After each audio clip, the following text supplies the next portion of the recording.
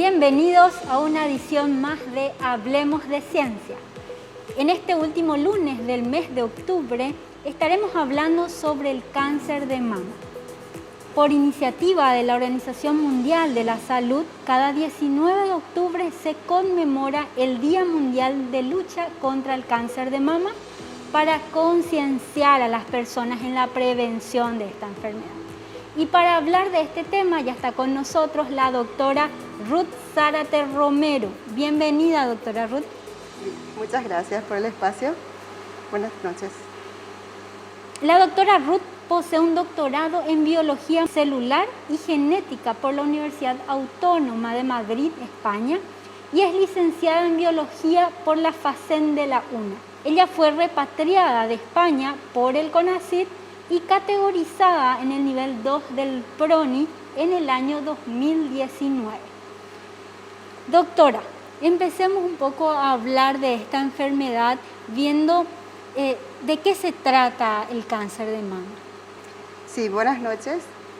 Y la verdad que en este mes de octubre se ha dado bastante audiencia y espacio al tema del cáncer de mama. Y una vez más remarcando esos conceptos ya repetidos y comentados en distintos ámbitos, te comento que el cáncer en sí, ¿verdad? No solo el cáncer de mama, es una alteración, un crecimiento anormal de las células a causa de mutaciones acumuladas en el tiempo. Y en el cáncer de mama en particular son alteraciones que se dan en la glándula del tejido mamario. ¿Y a quiénes afecta esta enfermedad principalmente, doctora? Y la verdad que puede afectar, tiene una mayor incidencia en las mujeres, ¿verdad? Por el desarrollo mamario en las mujeres y la producción de estrógenos y progesterona. Pero no es ajeno también al sexo masculino. Y de hecho es un punto, un punto de interés y de preocupación si se da en un hombre, debido a que esto indicaría que hay un riesgo en la familia en general, en mujeres de la familia en general, porque existe una alteración genética asociada a mutaciones a nivel germinal. ¿Qué significa eso? Que es muy probable que en la familia se tenga alteraciones en los genes conocidos como BRCA1 y BRCA2, uno de los dos, en algunos casos puede ser los dos, ¿verdad? Pero son muy pocos, pero la alteración en uno de estos genes a nivel germinal resulta un factor de riesgo elevado para el desarrollo del cáncer de mama. Y si en un hombre se presenta un cáncer de mama, el riesgo aumenta en la familia en general. Y por lo general está asociado a mutaciones germinales en el gen BRCA2. ¿Y cómo se detecta esta enfermedad, doctora? Y la verdad que no en vano las campañas de concienciación, de prevención en relación a lo que sería realizarse las mamografías en mes de octubre es cuando más hincapié se le da, ¿verdad? Pero deberíamos tomar conciencia las mujeres y la población en general de tener en cuenta este tipo de screening, ¿verdad? De hacer un estudio. Lo recomendable es que a partir de los 35 años se realice una mamografía de base para tener como si fuese la fotografía de lo que representa el tejido mamario normal, ¿verdad? Y a partir de los 40 años anualmente realizarse un estudio, una mamografía. Aunque el riesgo por lo general aumenta en la población en general a partir de los 50 años, ¿verdad? Entonces, un punto interesante, importante a tener en cuenta a la hora de la detección es la realización de la mamografía, que es un estudio de imagen.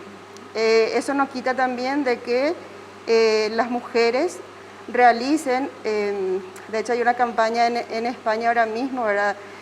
Apoyado por la farmacéutica Roche, en la que dice yo investigo, tú investigas, en el que insta a las mujeres a realizarse exploraciones de sus mamas, ¿verdad?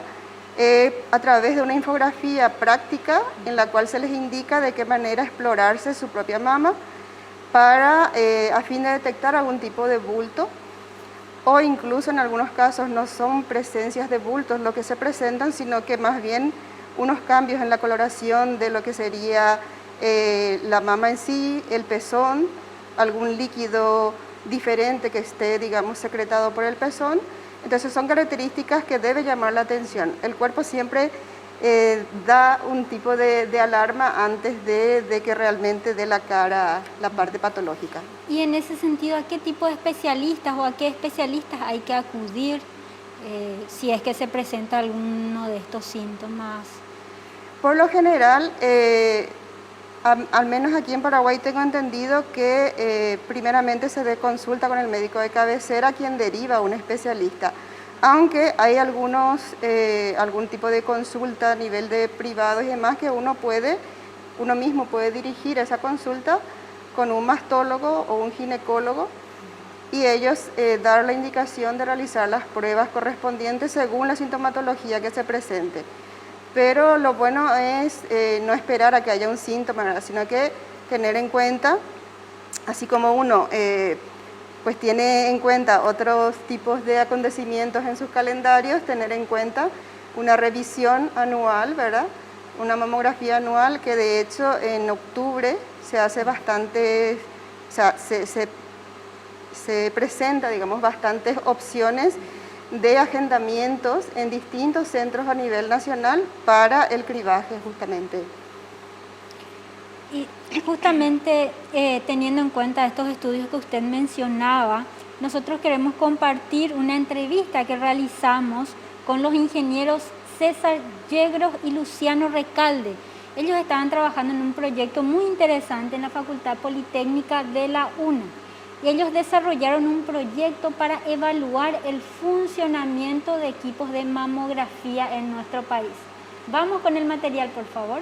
El proyecto empezó ya años atrás haciendo unos estudios de investigación dentro del grupo de investigación en ingeniería biomédica, que es donde se llevó a cabo este proyecto, en el cual vimos que en Paraguay el segundo motivo de muertes de mujeres es el cáncer de mamas, y según estudios también de la Organización Mundial de la Salud, es uno de los principales motivos por los cuales hay muertes en mujeres a nivel regional y a nivel mundial.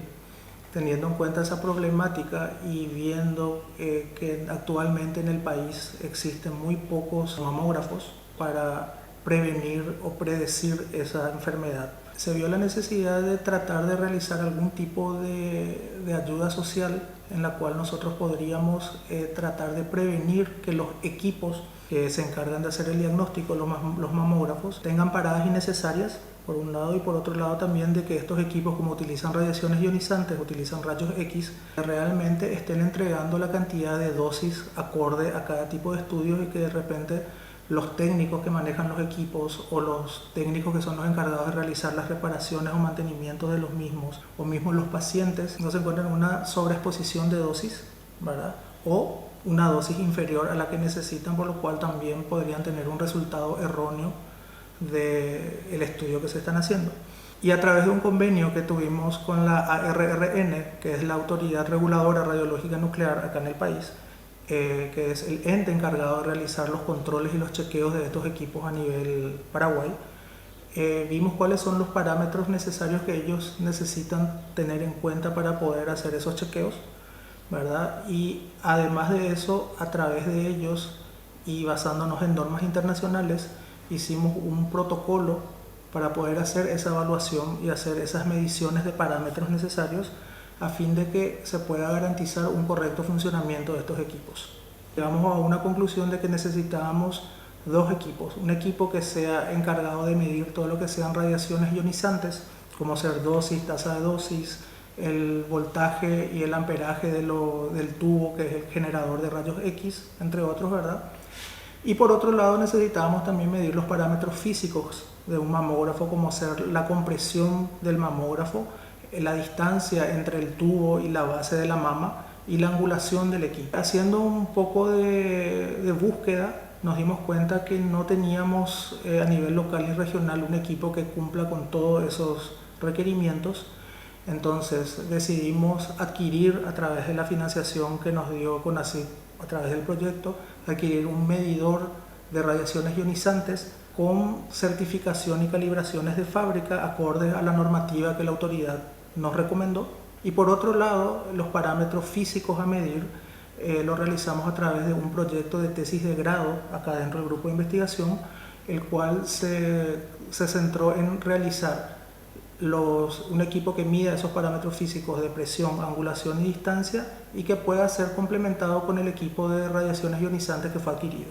El tema de la tesis de grado que se realizó dentro del proyecto consistía en la medición de los parámetros que nosotros no podíamos obtener con los equipos de mediciones de radiaciones ionizantes, por ejemplo. Dentro del checklist habían parámetros que no estaban relacionados con las radiaciones ionizantes, ya eran parámetros físicos, mecánicos, podríamos decirle, que era el tema de compresión de mama, el ángulo de inclinación. Básicamente lo que se hizo fue desarrollar un sistema que sea capaz, primero que nada, de captar todas las variables, ¿verdad?, de diferentes dispositivos y poder juntar todo en un mismo sistema, ¿verdad? Aparte de hacer ese nexo entre todos los parámetros, también se hizo el sistema que hacía la medida de la compresión, el ángulo y otras variables que no estaban comprendidas dentro de los dispositivos que fueron adquiridos. El desafío principal fue tener acceso a los equipos de mamografía. En una primera instancia, en los primeros contactos con las instituciones, de repente fueron un poco reacias por no entender bien cuál es el objetivo. Una vez que nosotros nos acercamos a los directivos o encargados y les explicamos en qué consistía el proyecto y cuál era el beneficio de ese proyecto, ¿verdad?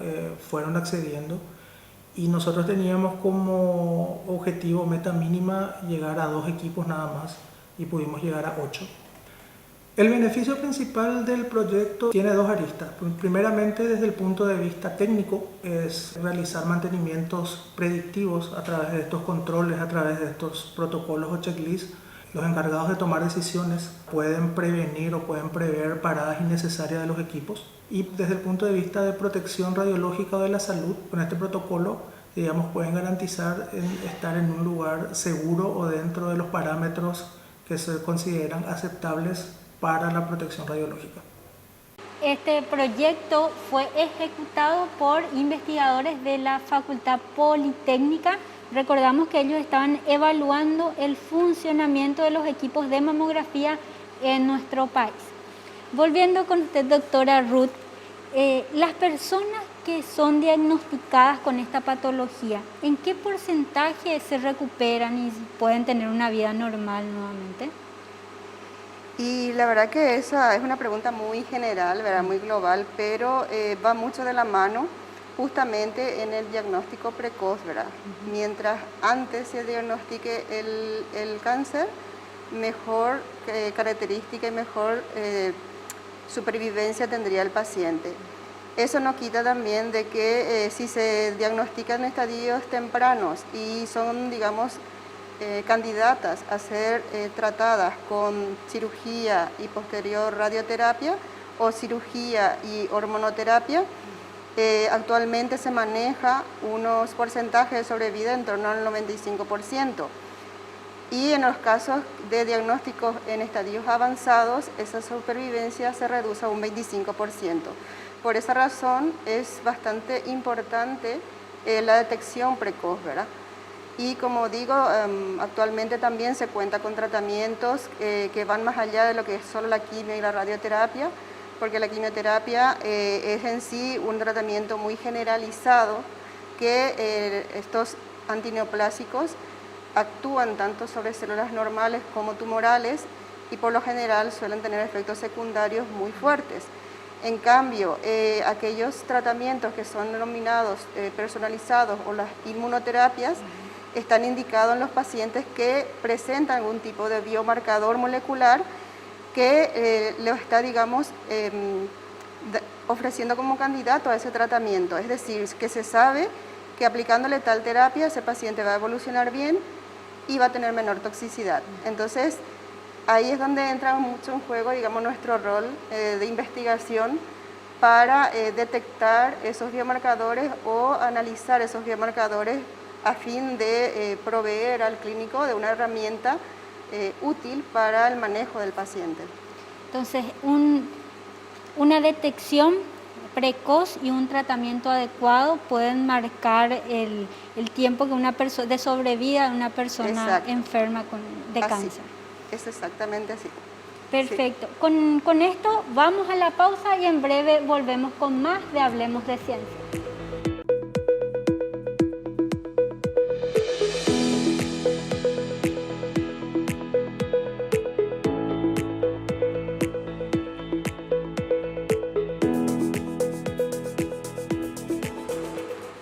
Gracias por seguir con nosotros en Hablemos de Ciencia. En este segundo bloque vamos a conversar con la doctora Ruth sobre la investigación científica en torno al cáncer. Pero antes de introducirnos en ese punto, nos gustaría que nos comente, doctora, cómo inició el trabajo de usted en torno a la investigación científica. Sí, bueno, la verdad que esto tiene un trasfondo familiar porque a mí me interesó bastante el tema del cáncer cuando diagnosticaron a mi abuela materna de un cáncer de páncreas. Y bueno, a mí me afectó mucho porque tenía mucha conexión con esta abuela.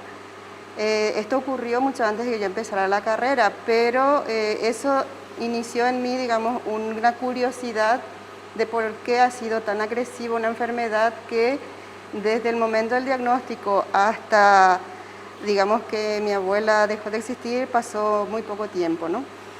Entonces fue así como cuando terminé la carrera de biología, postulé para una beca de doctorado a España y así se inició, digamos, mi trayectoria en un grupo en el cual estaban investigando el tema del cáncer de colon. Mi tesis se basó en temas de cáncer de colon, en estudio del cáncer de colon, y posteriormente a mi doctorado entré en un grupo de investigación que exclusivamente estaba enfocado al cáncer, sobre todo en temas de farmacogenética, farmacogenómica, es decir, el estudio genético de biomarcadores que podrían predecir la respuesta a un determinado tratamiento. En ese entonces, estamos hablando del 2003-2004, los tipos de toxicidades que más se estaban barajando en ese entonces eran en relación a la quimioterapia. Pero como yo he estado muchos años en España, el grupo fue actualizándose a otros aspectos, a otros niveles, y no solo en cuanto a la toxicidad, sino que también de cara a lo que es el diagnóstico de los cánceres hereditarios, y ahí fue donde, digamos, también abarqué temas de diagnóstico del cáncer de mama y ovario hereditarios, cáncer de tiroides, también cáncer, o sea, el melanoma, y realizando estudios con tecnología puntera, ¿no? Sobre todo he llegado a utilizar lo que sería la maquinaria de lo que es el análisis del DNA circulante, es decir, la famosa biopsia líquida que llaman los estudios actuales y los oncólogos, ¿verdad? El cual está muy apreciado porque permite monitorizar de forma realmente a tiempo real el tratamiento de determinados pacientes. En Paraguay contamos actualmente con equipos como para llevar a cabo esos estudios y sería interesante de iniciarlos. Sí. Sí. Y teniendo en cuenta que su doctorado lo realizó fuera del país, ¿cómo está el contexto internacional en cuanto a la investigación sobre el cáncer de mama? Sí, la verdad que está bastante bien, ha avanzado bastante porque va muy de la mano lo que llamamos investigación translacional, es decir, hay una buena comunicación entre la parte clínica y la parte, digamos, de investigación. Es decir, que hay mesas de diálogos en los cuales los oncólogos también investigan y están cerca de los que están íntegramente en el laboratorio. Ellos explican, los oncólogos explican cuáles, digamos, son sus interrogantes respecto a determinados perfiles de sus pacientes con tales tratamientos, y el investigador, ya sea biólogo, ingeniero industrial, bioquímico u otros roles, otros perfiles, digamos, piensan y analizan a través de qué tipo de estudio se podría abarcar esa pregunta clínica. Entonces, ahí donde, digamos, convergen muy bien lo que sería la investigación translacional, y eso es crucial para llevar estudios, digamos, punteros en lo que es la oncología y sobre todo, bueno, hablando en particular el tema del cáncer de mama ahora. Sí, y en Paraguay, doctora, hemos avanzado en el estudio, en la investigación. ¿Cómo estamos? Bueno, como bien indicaste al inicio del programa, yo estoy de vuelta en el país hace unos pocos años. La sensación que tengo es que hay intención de hacer, digamos, dar pasos propios, digamos, dentro del país en investigación en cáncer. Y lo noto porque realmente se ha invertido en la adquisición de equipos tecnológicos buenos y punteros. Y también sé de que hay muchos perfiles de investigadores bien formados y con muchas ganas, digamos, de abarcar estudios realmente novedosos a nivel país. Nos falta un poco más de apertura igual o tal vez conseguir que esa comunicación, justamente la que había comentado, la translacional, se dé. Estamos hablando en el área de salud, ¿verdad? Entonces, cuando esa comunicación se dé, yo creo que eso se puede llevar una investigación interesante en Paraguay. De hecho, hay una apertura de parte del ministerio porque tengo entendido que se crearon leyes, ¿verdad? En el 2007, el 2017, en el cual se marcaron programas de prevención del cáncer, se han hecho manuales de prevención, estamos hablando del cáncer de mama, ¿verdad? Y también han, de cierta forma, han también creado unas leyes en las cuales incentivan o crean como punto importante estudios en relación al cáncer. Esto fue a finales del 2018-2019 en la que se creó este tipo de ley. Entonces yo creo que intención hay, ahora tenemos que dar los pasos correspondientes. Perfecto, doctora. Y justamente para ver cómo hemos avanzado en cuanto a tratamiento no invasivo, vamos a la entrevista con la investigadora Gloria Pedroso del Instituto de Investigaciones en Ciencias de la Salud de la UNA. Ella está coordinando el proyecto de fortalecimiento del diagnóstico y tratamiento del cáncer de mama en Paraguay, que está siendo ejecutado por el ICS y está siendo cofinanciado por el CONACYT. A continuación, el material. Hemos sido beneficiados con el proyecto Lago 18100 para el fortalecimiento del diagnóstico y tratamiento del cáncer de mama en pacientes que necesitan linfocentilografía y una posterior biopsia del ganglio centinela en pacientes que tienen diagnóstico de cáncer de mama. Hemos sido beneficiados con la adquisición de una gamasonda.